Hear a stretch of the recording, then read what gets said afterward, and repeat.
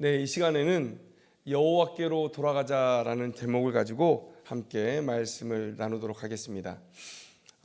사람은 적응의 동물이라고 많이 얘기를 합니다. 편한 것에도 잘 적응하고요.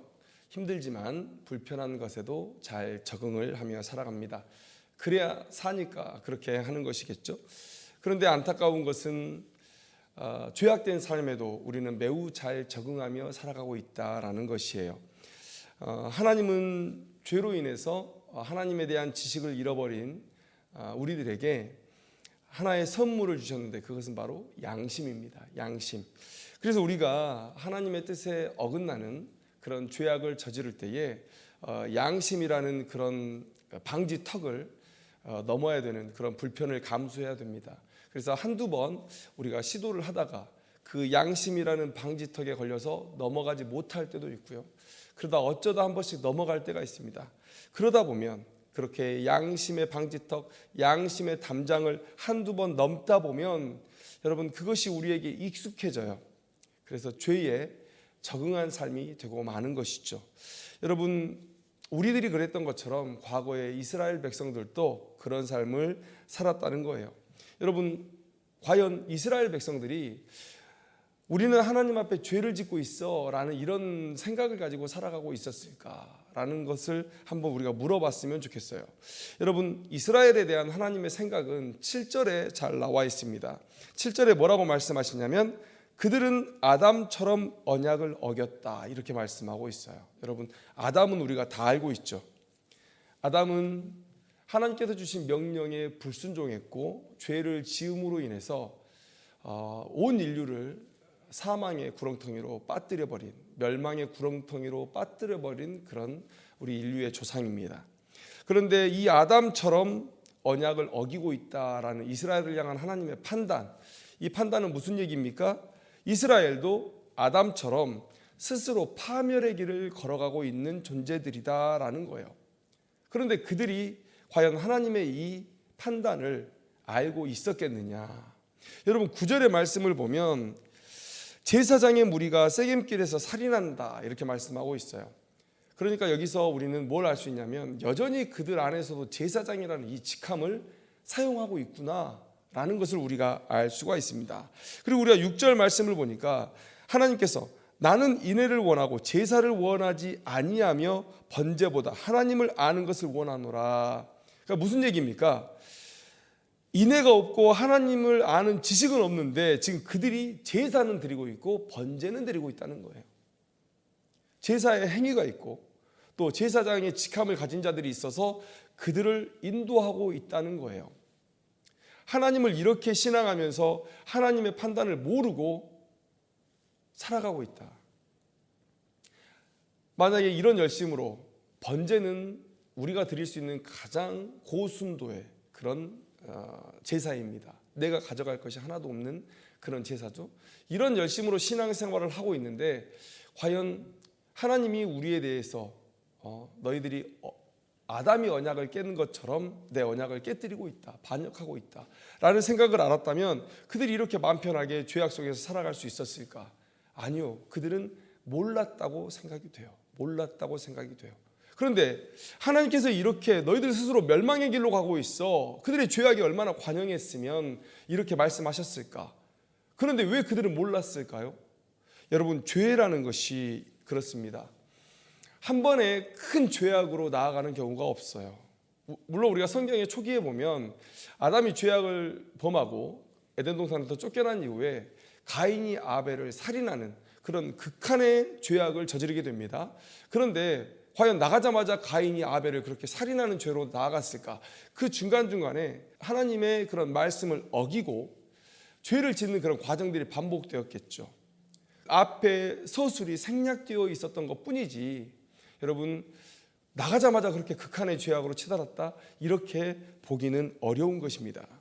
자, 그러면 우리가 죄를 지을 때 보통 다 애매한 죄부터 시작을 해요.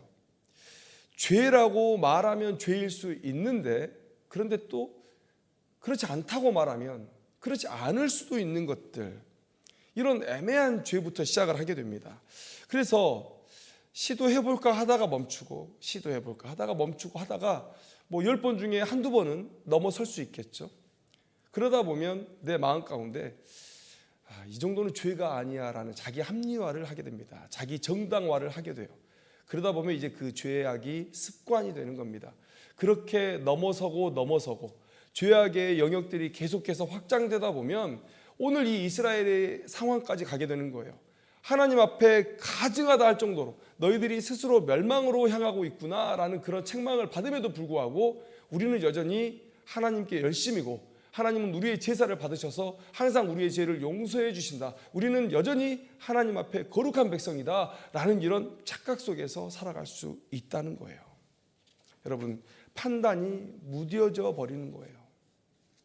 그래서 아무리 선지자들이 와서 회개해야 된다라고 말을 해도 들리지 않는 것이죠. 우리는 잘하고 있는데 왜 그러느냐? 우리는 번영 가운데 있는데 왜 그러느냐라고 반문하게 되는 것이죠.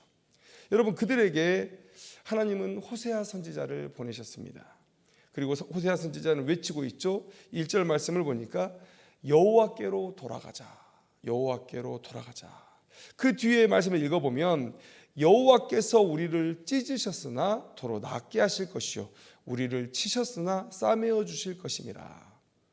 여러분, 하나님께서 징계하셨고 또 그 징계를 거두실 수 있는 분도 하나님이시고 치신 분도 하나님이시기 때문에 또 고치실 분도 하나님이시고, 그래서 그들은 하나님께 나아가는 것밖에는 다른 살 길이 없었다는 것이죠. 그래서 호세아가 여호와께로 돌아가자 이렇게 이스라엘 백성들 또 유다 백성들에게 말하고 있는 것입니다. 자, 그런데 여호와께로 돌아가자, 이 여호와께로 돌아간다는 말은 어떤 의미냐? 어떤 의미고 또 우리는 어떻게 돌아갈 수 있는가? 여러분, 호세아 선지자는 오늘 우리가 읽었던 본문 안에서 여호와께로 돌아가자는 말과 같은 의미의 말을 3번 반복하고 있습니다. 1절 말씀에 우리가 여호와께로 돌아가자라고 얘기했죠. 3절 말씀을 보니까 우리가 여호와를 알자, 힘써 여호와를 알자라고 얘기했습니다. 그리고 6절 말씀을 보니까 하나님을 아는 것을 원하노라. 자, 호세아는 지금 여호와께 돌아가는 것과 여호와를 아는 것을 같은 의미로 사용하고 있는 거예요. 자, 그러면 우리는 6절의 말씀을 더 봄으로 인해서 여호와께 돌아간다는 의미를 더 명확히 알 수 있습니다.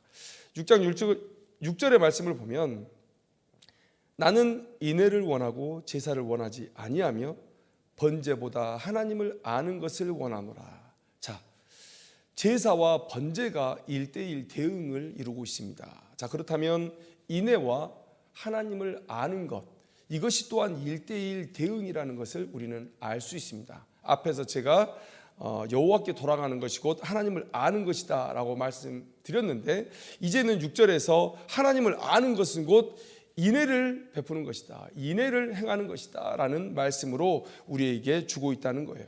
자, 그렇다면 뭡니까? 인애는 곧 사랑을 의미하죠. 사랑을 행하는 것, 그것이 곧 하나님을 아는 것이고 그것이 곧 여호와께로 돌아가는 것이다 라는 것을 지금 호세아 선지자는 우리에게 말씀해 주고 있다는 거예요. 마태복음 23장 36절에서 40절의 말씀을 보면 한 율법사가 예수님께 나와서 이렇게 질문을 합니다.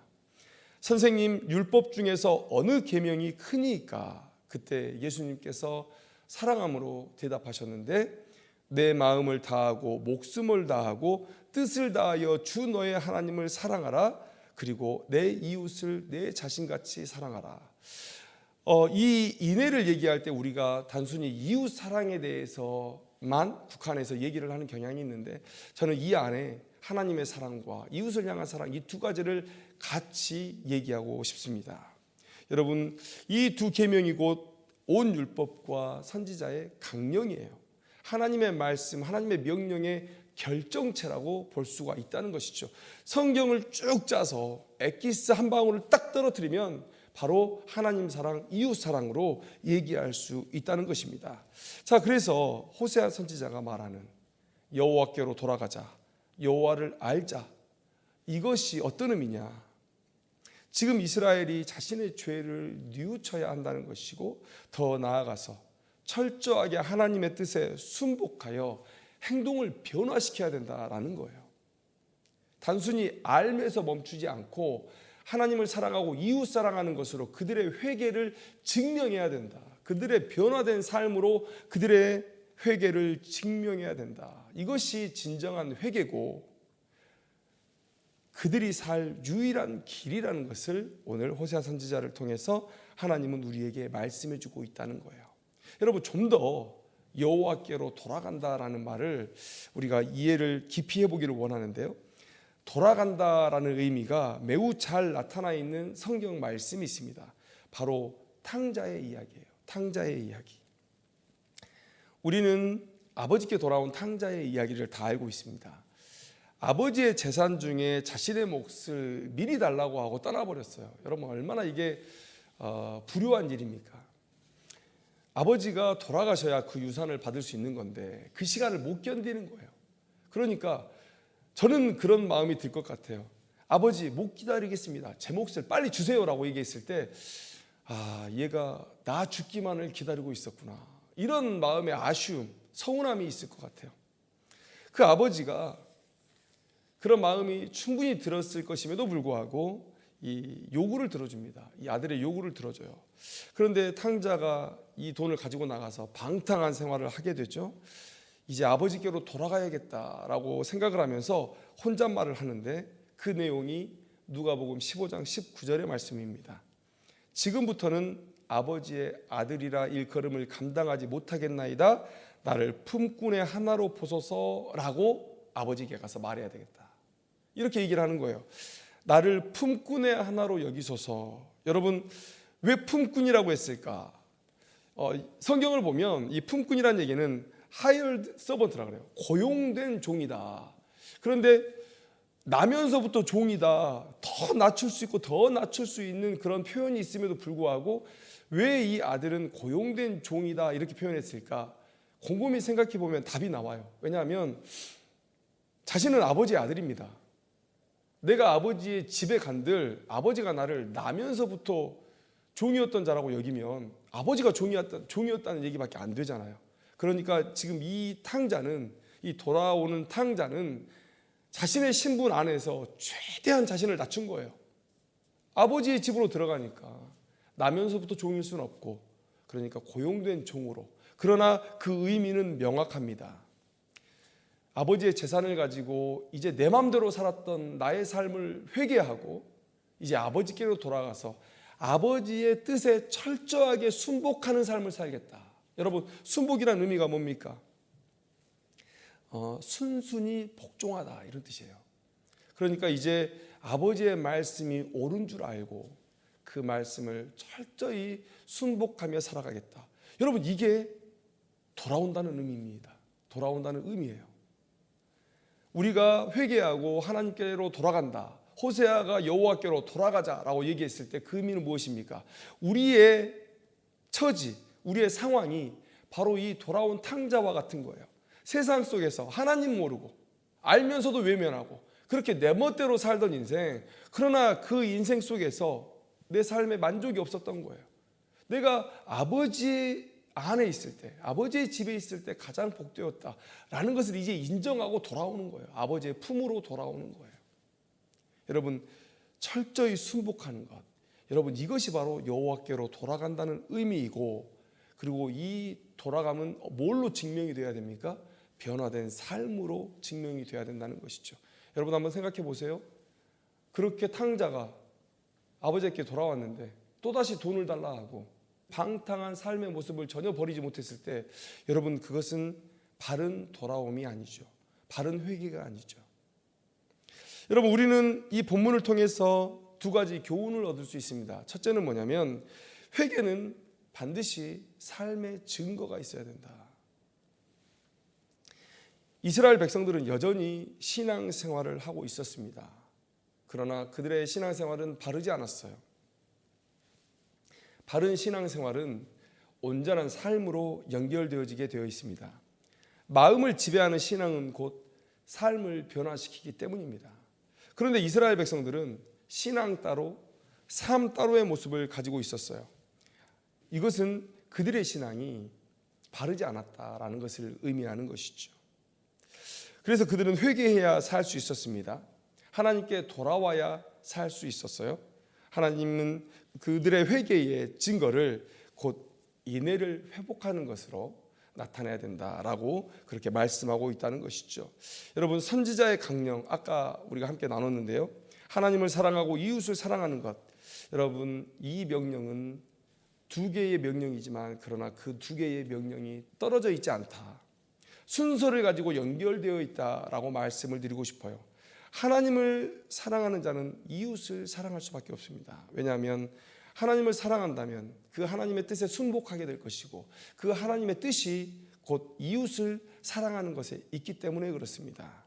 순서를 가지고 연결되어 있다고 말씀을 드린 이유는 뒤집어지는 것은 말이 안 되기 때문이에요. 왜냐하면 우리가 이웃을 사랑하는 것으로 하나님을 알 수 없습니다. 이웃을 사랑하는 것으로 하나님을 사랑할 수 없어요. 믿음을 갖지 않은 많은 착한 사람들을 보면서 그들은 구원을 받을 수 없다라고 얘기하는 것은 이 착한 삶으로 하나님을 사랑하는 일이 불가능하기 때문이에요. 그러나 하나님을 사랑하면 반드시 이웃을 사랑하게 되어 있다는 거예요. 왜냐하면 하나님께서 그런 삶을 우리에게 요구하셨기 때문에. 그래서 여러분, 이스라엘 백성들이 만약에 아무리 회개했다고 말하고, 그래서 하나님의 전에 올라가서 하나님 앞에 귀한 제사를 드리고, 그 다음에 회개할 때에 옷을 찢고 머리에 재를 뿌리고 광장에 모여서 온 백성이 함께 외쳐도 인애, 사랑하는 그 삶이 회복되어지지 않는다면 하나님 앞에 아무것도 아닌 행동이다, 그저 헛수고하는 것이다 라는 것을 오늘 본문은 우리에게 말씀해 주고 있다는 거예요. 오늘 우리는 이 말씀을 마음에 새겨야 될 줄로 믿습니다. 눈에 보이도록 이 한국교회는 쇠퇴의 길을 걸어가고 있습니다. 굳이 성경의 전문가가 아니더라도 지금이 회개해야 될 때라는 것을 누구나 알 수 있는 상황이죠. 그래서 여기저기서 회개를 위한 집회, 모임들이 있었습니다. 또 많은 회개에 대한 말씀들이 선포되고 있어요. 저도 오늘 이 회개에 대한 말씀을 선포함으로 이 저수지에 한 숟가락의 물을 더하는 것 같은 그런 느낌을 받습니다. 그런데 여러분, 우리가 이렇게 회개하자 말로만 떠들고, 그리고 큰 체육관 같은 데 모여가지고 집회만 거하게 하고, 아무리 우리가 그곳에서 옷을 찢은들 눈물을 흘린들, 여러분, 우리의 삶의 변화가 없으면 그것은 하나님 앞에 외식이요 가증한 일일 수밖에 없다는 사실, 여러분, 우리가 기억해야 되는 것입니다.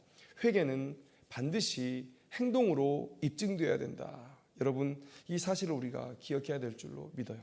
여러분, 우리의 회개가 바른 회개였냐 아니냐, 여러분, 그것은 우리가 고민할 이유가 없습니다.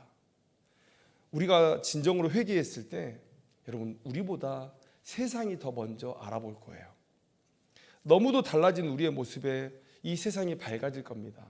많은 사람들이 웃음을, 행복을 되찾게 될 거예요. 너무 행복해서 우리에게 물을 것입니다.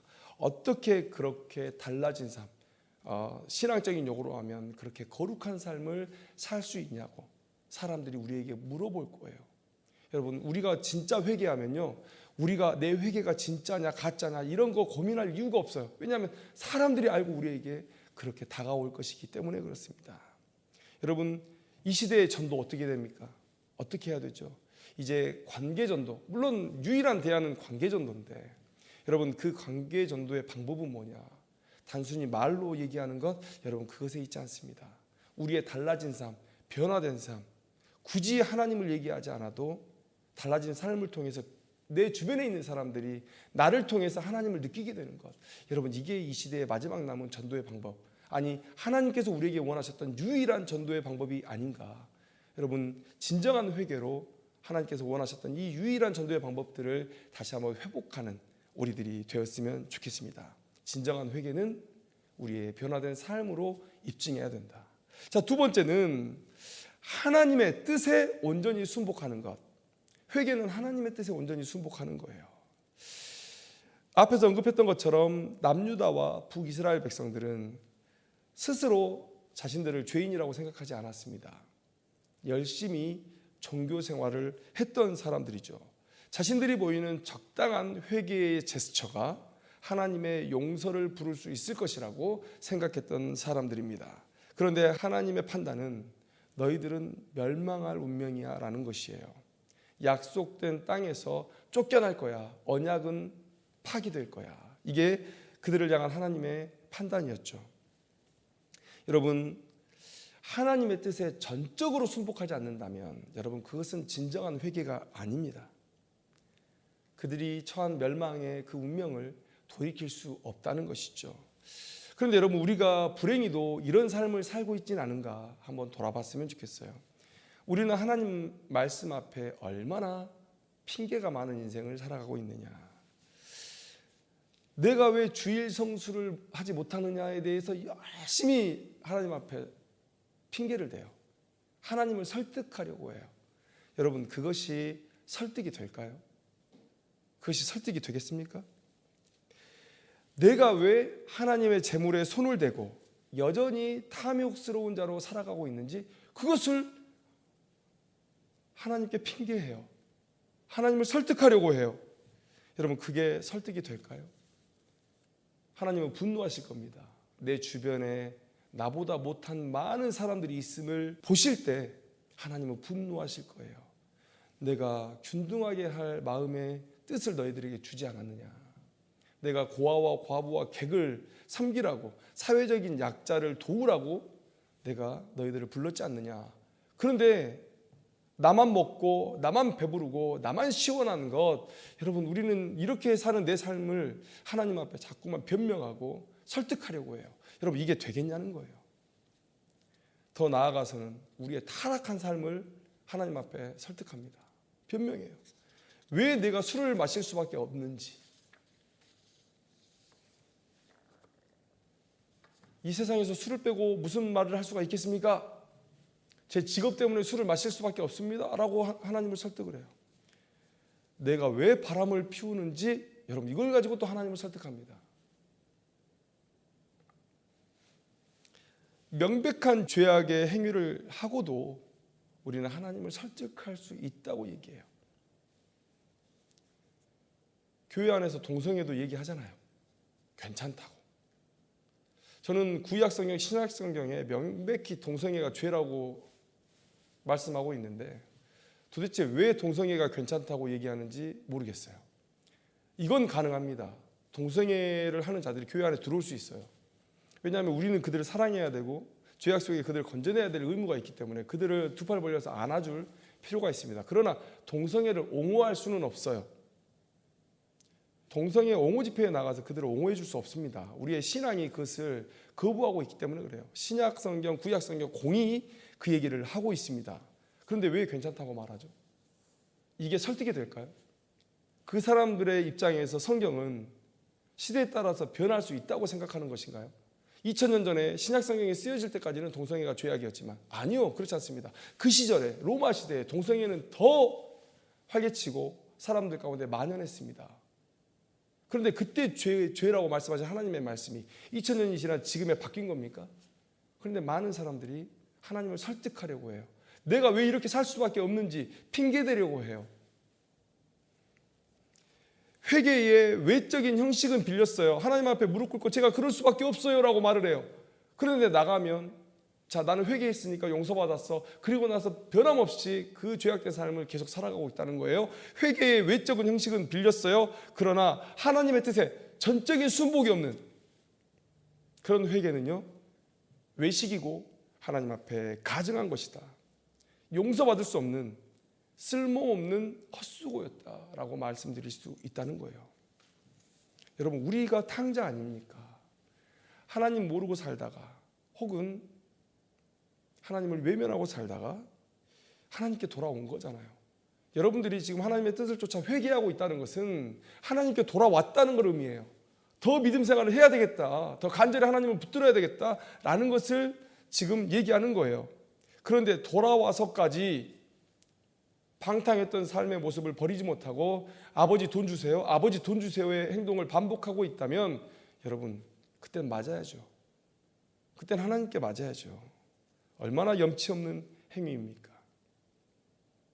그때는요 형님의 그 불평이 타당하게 되는 거예요. 여러분 과거의 삶을 혐오하면서 아버지께로 돌아오기로 결단한 탕자가 이제 나는 아버지 앞에 품꾼이다. 아버지의 말씀에 전적으로 동의하고 순복할 것이다. 이렇게 결단을 했던 것처럼 여호와께 돌아와서 나의 죄를 자복하고 하나님 앞에 회개함으로 용서받고자 하는 자들이라면 반드시 내 생각이 아니라 내 지식이 아니라 이 세상의 통념이 아니라 주신 이 말씀 앞에 무릎 꿇고 철저히 순종하겠다는 그런 결단을 해야 된다는 것. 하나님을 설득하는 시간이 아니에요. 회개는 하나님을 설득하고 내 삶을 핑계대는 시간이 아니라 하나님의 뜻을 받는 시간이고 내 삶을 변화시키는 시간이에요. 성령의 능력을 달라고 기도하고 이제 이 문을 나갈 때에 단 며칠이라도 그 죄악에서 떨어져 보려고 싸우는 그런 삶의 시간이 되어야 된다는 거예요. 여러분, 이런 회개에 용서가 있습니다. 그런 인생에 희망이 있다는 거예요. 여러분, 성화는 우리의 삶 속에서 결코 완성되지 않습니다. 그런데 하나님이 우리의 연약함을 알고 계세요. 여러분, 그 하나님 앞에 여러분들이 나아갔으면 좋겠습니다. 여러분, 우리는 얼마나 열심히 회개 쇼를 하고 있는지 몰라요.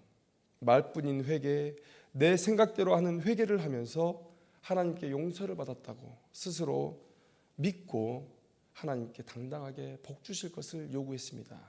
여러분, 그런데 오늘 본문의 이 유다와 이스라엘 백성들은 과연 하나님 앞에 복을 받을 자격이 있는 삶인가? 여러분, 우리가 반면 교사로 삼았으면 좋겠습니다.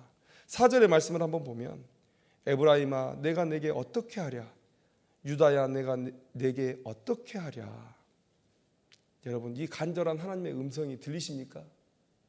누가 자기 자식 벌 주고 싶은 부모가 있습니까? 부모라면 이 얘기 다 자녀에게 해본 적이 있을 것 같아요. 말로 해서 안 듣고 하니까 붙잡고 아들아 딸아 내가 너에게 어떻게 해야 되니? 이런 얘기 다 했을 거예요. 지금 아버지의 심정이 그와 같다는 거예요. 명백히 죄악으로 달려가고 있는 너희들, 내가 10번 20번 선지자를 보내서 바른 나의 뜻을 얘기했지만 그러나 여전히 더욱더 죄악으로 치우쳐가는 너희들을 보면서 이제 내가 어떻게 해야 되니? 여러분, 이 말씀은 무엇입니까? 히브리서 12장 8절 말씀에 징계를 주시는데 그 징계는 하나님께서 친아들인 자들에게 주신다고 말씀하고 계세요. 우리가 하나님 앞에 친아들이기 때문에 우리가 징계를 받는다. 여러분, 이 4절 말씀을 통해서 하나님이 우리를 얼마나 사랑하시는지 알 수 있어요. 그래서 우리가 부족하지만 하나님의 뜻에 순복하기를 결단하고 그렇게 삶의 변화를 이끌어내려는 그런 수고하는 모습을 볼 때 여러분, 하나님은 우리를 용서하실 것이고 우리의 그 거룩한 걸음에 힘을 주실 것이다. 여러분, 이 사랑의 하나님을 붙들고 진정한 회개로 나아갔으면 좋겠습니다. 하나님께서 지금 탕자의 아버지가 동구밭까지 나와서 언제 올지도 모르는 그 아들을 그 오랜 시간 매일 매순간 그 자리에서 지키셨던 그 마음으로 지금 우리를 기다리고 계신다. 여러분, 진정한 회개로 하나님과의 관계를 회복한 복된 삶으로 나아가시기를 소망합니다. 그렇게 함으로써 꼬였던 인생의 실타래를 풀고 독수리가 날개치듯 하나님께서 주신 능력으로 새롭게 도약하는 믿음의 도약을 이루는 귀한 인생들이 되기를 축원합니다. 기도하겠습니다.